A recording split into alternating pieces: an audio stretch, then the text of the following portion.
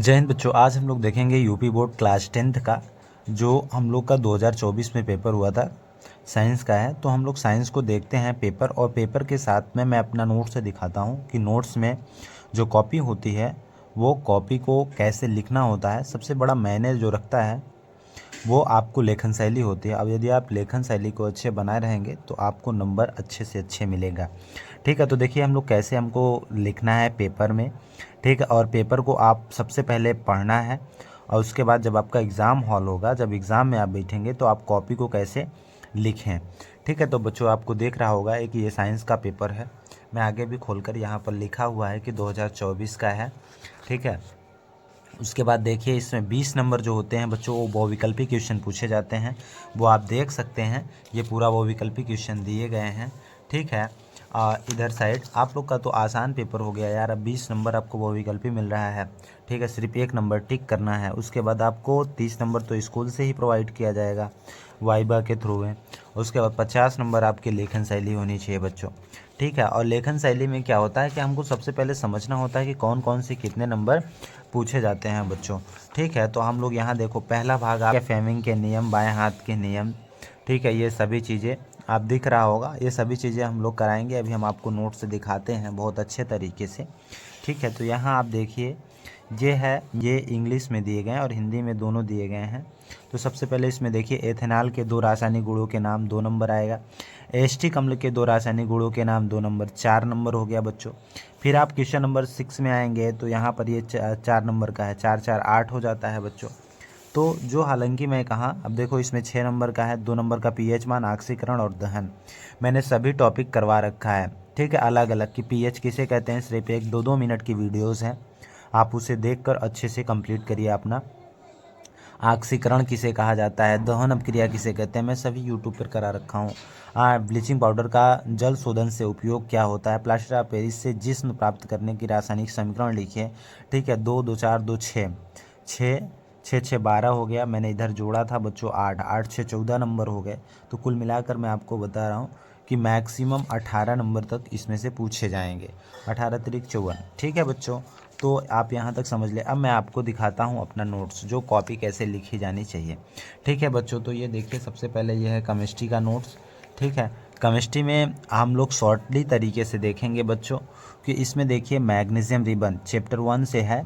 तो इसमें जब आप पूछा जाएगा क्वेश्चन तो आप अच्छे भली भांति देखिए ये हैंडराइटिंग कितनी अच्छी से लिखी गई है। ठीक है, ऐसे ही आपको अपने कॉपी में वहाँ पर लिखना है बच्चों, बहुत अच्छे से तरीके से। रासायनिक समीकरण किसे कहते हैं वहाँ पूछ सकता है, और पूछा भी है 2023 वाले की पेपर्स में। ठीक है, तो इसमें देखो बहुत अच्छे से हम लोग किया और एग्जाम्पल सहित इसको समझाने का प्रयत्न किया है बच्चों। ठीक है, आगे अगले टॉपिक्स पे हम लोग दूसरा देखते हैं। देखिए फिर उसके बाद आपको जो इम्पोर्टेंट इसमें है बच्चों मैं लगा दिया हूँ कि देखिए इसमें पूछ भी सकता है कि संक्षारण किसे कहते हैं या विकृत गंधिका किसे कहते हैं। आप देख सकते हैं बहुत अच्छे से इस कॉपी को मैंने, ठीक है, देखा तो बहुत अच्छा लगा। और इसमें जो लिखने वाला है चीज़ जो एग्ज़ाम में पूछना जाना चाहिए वो इम्पोर्टेंट लगा मुझे, मैं इम्पोर्टेंट लगा दिया हूँ। आपको इधर दिखाता हूँ बच्चों कि द्विस्थापन अपक्रिया किसे कहते हैं। ठीक है, देखिए द्विस्थापन अपक्रिया, और द्विस्थापन अपक्रिया का एग्जाम्पल सहित मैं आपको दिखा रहा हूँ। ठीक है, इसमें आप देखिएगा और आपका पक्का है क्वेश्चन इस चैप्टर से कम 4 से 5 क्वेश्चन बच्चों पूछे जाते हैं। ठीक है, इसको तो आप नोट कर लीजिएगा, संक्षारण और विकृत गंधिता। ठीक है बच्चों, ये सब तो हालांकि मैं करा रखा हूँ अपने चैनल्स पे। ठीक है, और बच्चों आप इसे ज़रूर पढ़ करके जाइएगा कि निम्नलिखित रासायनिक समीकरण को संतुलित कैसे करना है बच्चों। यदि आपको बच्चों ये आसानी से आ रहा है समीकरण संतुलित करना, देखिए ये हैं समीकरण आपके। ठीक, ये क्वेश्चन दिए गए और देखो ये ब्लैक पेन से जो इसका कवर किया गया है, मतलब इसको संतुलित किया गया है। अब ये संतुलित आप पढ़ चुके होंगे, बस आपको मोटा मोटा पेपर देखकर जाना है बच्चों। ठीक है, तो हालांकि आप इसको बढ़िया से देख लीजिए। मैं इसको ये इम्पोर्टेंट लगा तो मैं जो इम्पोर्टेंट लग रहा है बच्चों वो इम्पोर्टेंट आपको दिखा दे रहे हैं। ठीक है, कैसे आपको लिखना है, जैसे ये क्वेश्चन है बच्चों तो आंसर डालकर आप ऐसे करके और संतुलित कर दीजिएगा। आपको एग्जामिनर 2 से 1 नंबर नहीं कम करेगा, पूरा से पूरा बच्चों आपका नंबर देगा ये। बच्चों एक और इम्पोर्टेंट क्वेश्चन है, इसमें कहा गया है कि देखिए पूछ लेता है कि ऊष्माक्षेपी अपक्रिया किस कहते हैं, ऊष्माशोषित अपक्रिया किसे कहते हैं। तो ऊष्माक्षेपी जो अपक्रिया होती है, जिन अपक्रियाओं के उत्पाद में निर्माण के साथ साथ ऊष्मा भी उत्पन्न होती है, उसमें हम ऊष्माक्षेपी अपक्रिया कहते हैं। ठीक है, एग्जाम्पल के थ्रू मैंने आपको दिखा दिया है बच्चों।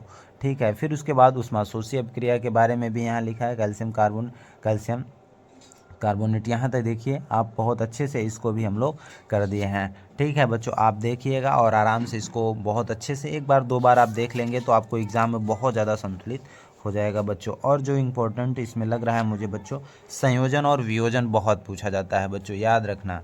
ठीक है, संयोजन और वियोजन बच्चों, दो क्वेश्चन तो आप इसको एडॉप्ट कर लीजिए कि ये पक्का पूछा ही जाएगा। संयोजन अपक्रिया किसे कहते हैं और वियोजन अपक्रिया, मतलब संयोजन यहाँ लिखा गया और वियोजन यहाँ लिखा गया। बहुत अच्छे शब्दों में लिया गया है, लिखा भी गया है कि वियोजन अपक्रिया में कोई अभिकारक दो या दो से अधिक उत्पादों में विघटित हो जाता है तो उसे हम लोग वियोजन अपक्रिया कहते हैं। जैसे एक चीज़ है और डबल में विभाजित हो जाता है उसे वियोजन कहेंगे, और डबल में है एक में हो जाता है उसे हम लोग संयोजन अपक्रिया कहते हैं बच्चों। यहाँ तक आपको बहुत अच्छे से समझ में आया होगा। अब नेक्स्ट चैप्टर को देखते हैं, उसमें मतलब इस चैप्टर से इतना ही क्वेश्चन पूछने की उम्मीद करते हैं। ठीक है, अब हम लोग दूसरे वाले में देखेंगे जो हमको एग्ज़ाम में पूछा जा सकने वाला क्वेश्चन होगा बच्चे। देखिए बच्चों, इसमें चैप्टर नंबर 2 में जो इम्पोर्टेंट मुझे लग रहे हैं वही क्वेश्चन मैं आपको दिखा रहा हूँ। ठीक है बच्चों, जो आपको अच्छे से कवर किया जा सके। ठीक है, क्योंकि एग्ज़ाम मुझे मेरा नज़दीक है तो एग्ज़ाम के समय मुझे उतना ही पढ़ना चाहिए जो एग्ज़ाम में पूछा जा सके। देखिए प्रबल अम्ल पूछा जा सकता है, तो आप प्रबल अम्ल को देख रहे हैं, जो पदार्थ जलीय विलयन के सपने में लगभग पूर्ण रूप से अपने आयनों में विभाजित हो जाता है, उसे ही बच्चों हम लोग प्रबल अम्ल कहते हैं। और एग्जाम्पल सहित आप देख सकते हैं NaCl है, KNO3 है, NH4Cl है, CH3 है बच्चों। ये सभी चीज़ें हैं हम लोग दिए गए हैं। ठीक है, तो यहाँ इस साइड भी मैं आपको दिखाता हूँ जो इम्पोर्टेंट लग रहा है वो मैं, जैसे इसमें बच्चों दुर्बल अम्ल बहुत ज़्यादा इंपॉर्टेंट लग रहा है क्योंकि ये पूछा जाता है बार बार। तो दुर्बल अम्ल आप अच्छे से इसका कर लीजिएगा, मैं इसको दे दिया हूँ और आप इसको अच्छे से अध्ययन कर सकते हैं। ठीक है, और आप अपना नोट कर लीजिएगा, और आपको चाहिए नोट्स तो मुझे बताइएगा, मैं आप तक प्रोवाइड कराने की पूरी कोशिश करेंगे बच्चों। और आपको जो इधर दिया गया है बच्चों, एक और इम्पोर्टेंट है, बहुत ज़्यादा इम्पोर्टेंट होता है। ठीक है, जो इसमें पूछा जाता है कि लवणों का पीएच मान बताइए। तो पीएच मान का जो ये होता है, तो देखिए पीएच मान जो होते हैं, शैम्पू का पीएच मान, और जो इम्पोर्टेंट है इसमें बच्चों मैं लिख दिया हूँ, आप अपने तरीके से एडजस्ट कर दीजिएगा। ठीक है, तो एक और इसमें नोटेट करते चलिएगा, क्योंकि हर एक चैप्टर से 2-2 3-3 मिनट हम लोग वीडियो देख लेंगे तो अच्छे समझ में आ जाएगा बच्चों। ठीक है, देखिए ये सोडियम हाइड्रोक्साइड में पूछा जाने वाला क्वेश्चन है, और विरंजक चूर्ण में पूछे जाने वाला क्वेश्चन है। तो विरंजक चूर्ण के बारे में आप देख लीजिए, और विरंजक चूर्ण का जो सूत्र होता है, देखिए ये लिखा है कैल्शियम हाइड्रोक्साइड, ये होता है। ठीक है बच्चों, तो ये विरंजक चूर्ण आप लिख ही लीजिए, क्योंकि विरंजक चूर्ण पूछा जाता है बच्चों। ठीक है, फिर बच्चों आइए इधर हम लोग देखते हैं, जो इधर भी विरंजक चूर्ण के बारे में आप देखें। फिर विरंजक चूर्ण का उपयोग के बारे में आप वहाँ अच्छे से करिए, क्योंकि आपसे 2 क्वेश्चन पूछा जाएगा, तो 1 नंबर का उसका परिभाषा होगा, 1 नंबर उसका उपयोग होगा। आप बता देंगे तो आपको बहुत ज़्यादा नंबर मिल जाएगा बच्चों। देख रहे हैं, फिर सोडियम बेकिंग सोडा को मैंने अच्छे से डिजाइड किया था इसमें। ठीक है, इसका सूत्र सहित लिखा गया, पूछा जाता है कि बेकिंग सोडा का सूत्र बताइए। ठीक है, तो यहाँ तक आप अच्छे से इसका उपयोग कर लीजिए, मतलब आप अच्छे से अध्ययन कर लीजिए, देख भी लीजिए। ठीक है, फिर और एक इम्पोर्टेंट जो इसमें लग रहे हैं मैं इधर आपको दिखा देता हूँ। ठीक है, ठीक, तो यहाँ पर देखो धावन सोडा का भी बहुत ज़्यादा रोल होता है, धावन सोडा भी पूछा जाता है बार बार। उसके बाद धावन सोडा का उपयोग जो बच्चों होता है, ये मैंने इसमें देखो किया है, धावन सोडा का उपयोग। ठीक है, आपको ये मैं 2 चैप्टर और उसके बाद देखते हैं जहाँ तक कंप्लीट होता है। हाँ बच्चों, एक और इम्पोर्टेंट है, देखिए प्लास्टर ऑफ पेरिस जिसे जिप्सम बोला जाता है, और ये देखिए इसका मैंने बहुत अच्छे से सूत्र सहित इसमें कर दिया है जो आप समझ सकें। ठीक है बच्चों, तो अब देखिए इसका हम लोग बढ़िया से, ठीक है, कर दिए हैं। आप लोग इसको बढ़िया से रिसीव कर लीजिए, क्योंकि ये पूछा जाता है बच्चों, आप इसको हैंड राइटिंग ही कर लीजिए, और ऐसे ही आपको एग्ज़ाम में पूछा तो ऐसे ही आपको लिखना है, और एग्जाम्पल इसके सहित लिखना है बच्चों। ठीक है, प्लास्टर ऑफ पेरिस और जिप्सम। ठीक है, तो यहाँ तक आप अच्छे से इसका अध्ययन कर लिए हैं। ठीक है बच्चों, अब हम लोग ये सिर्फ 2 चैप्टर से हैं। कितने चैप्टर से हैं? 2। देखो इसमें मैंने कितने कितने चैप्टर आपको करा दिया है। ठीक है, मैं अभी आपको बायोलॉजी का भी नोट्स प्रोवाइड करा देता हूँ, उसमें से जो आपको मेन लगेगा वो आप अपने तरीके से एडजस्ट करिएगा, पर मेरे अनुसार जो होगा मैं बता देता हूँ। ठीक है, इसमें मैंने फर्स्ट और 2 केमिस्ट्री का फर्स्ट चैप्टर और सेकंड चैप्टर मैंने अच्छे से अध्ययन करा दिया है। आप इसके अच्छे से इसको आप देखेंगे तो आपको बच्चों बहुत अच्छे से समझ में आएगा, और आप इसी ऐसे ही आप लिखने का प्रयत्न करिएगा। ठीक है, यहाँ पर आपको अम्ल भी दिखा दे रहे हैं बच्चों कि अम्ल किसे कहते हैं। ठीक है, और बच्चों इधर प्लस में आपको अम्ल के साथ साथ उसकी नोटेड जो क्रियाएं हैं वो कहाँ प्रयोग किया जाता है। ठीक है, जैसे और उसके बाद जो इसका अध्ययन आप देखेंगे तो मेरे नोट्स में बहुत अच्छे तरीके से इसका मतलब पढ़ाया गया है। ठीक, अम्ल के साथ जो धातु अभिक्रिया करते हैं, कैसे कैसे करते हैं अम्ल और धातु अभिक्रिया करके लवण और गैस, तो ये हमको समय नहीं है, पर मेरे पास जो मेन इंपॉर्टेंट्स है वो बच्चों करना है। ठीक है, यदि बच्चों आपको ये लगता है कि मुझे ये नोट्स चाहिए तो आप मेरे इस नंबर पर मैसेज करिएगा, मैं आपको ये नोट्स PDF बनाकर प्रोवाइड करा दूँगा। ये मेरा नंबर है बच्चों।